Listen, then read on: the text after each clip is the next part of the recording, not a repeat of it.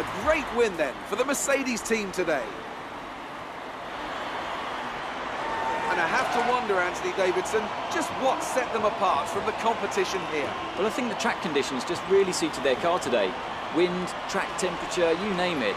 These cars come alive when the tyres are just at the right temperature. So the more easily you can keep them there, the better your race tends to go. And that's exactly what happened. Their car just looks so comfortable out there.